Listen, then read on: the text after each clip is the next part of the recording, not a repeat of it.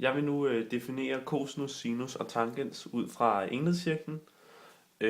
Og jeg har her tegnet enhedscirklen inde i et koordinatsystem, hvor den har en radius på 1, og centrum det er herinde i 0,0, og det kaldes også origo. Og vi kan nu definere sinus, cosinus og tangens til en trekant i koordinatsystemet. Og det gør vi ved, at jeg tegner en helt vilkårlig trekant, hvor at en af siderne går opad her. Og så har vi den anden, som går ned. Og så har vi så den sidste side hernede på koordinatsystemet.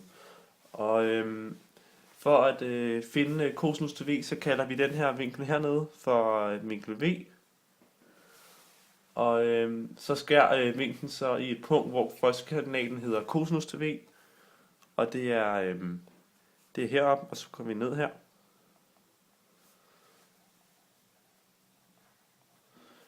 Og anden koordinaten, det er så sinus til v.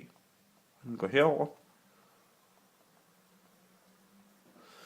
Og for så at finde tangens, så tegner vi tangens, det er en ret linje, som skærer cirklen ude på herude. Og det gør det så herude i 0,1, som så er bare en ret linje.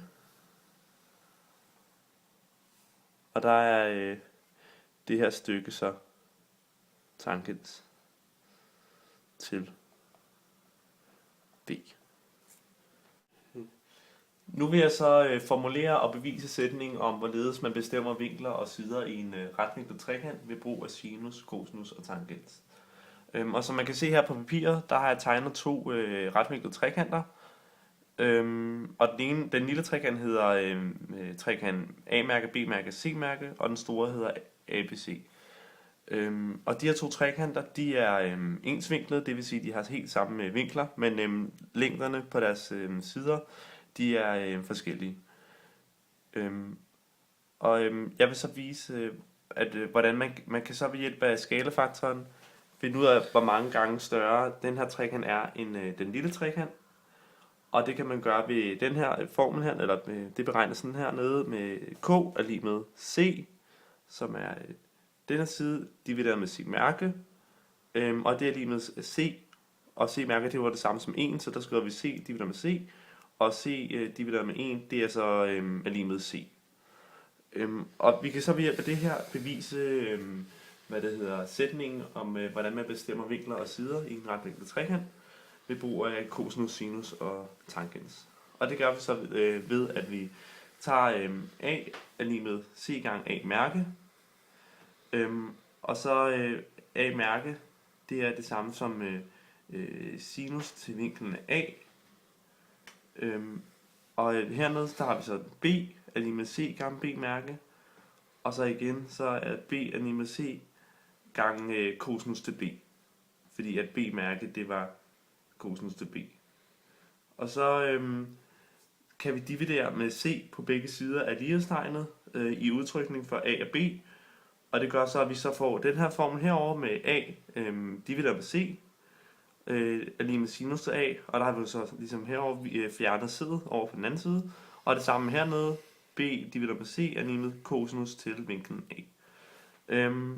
Og for så har vi så endelig fået her med tangens til a er lige med sinus til a divideret med cosinus til a, og så indsætter vi jo så bare vores det der var lige med sinus til a, og det var vores ac divideret med vores bc, og det så er lige med ac gange c divideret med b, og det så får vi så ab, fordi c'erne de går ud med hinanden. Til sidst vil jeg formulere sinus- og cosinus-relationerne og forklare, hvornår de kan bruges til at finde enten sider eller vinkler i en trekant. Og sinus- og cosinus-relationerne kan bruges, når man ud fra kendskab til nogle sider og vinkler i en vilkårlig trekant, kan beregne de andre sider og vinkler i trekanten.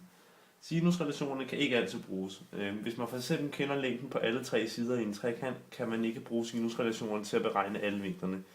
Derfor findes cosinus-relationerne også, da de kan beregne nogle andre ting, afhængig af hvilke størrelser man har opgivet i sin trekant.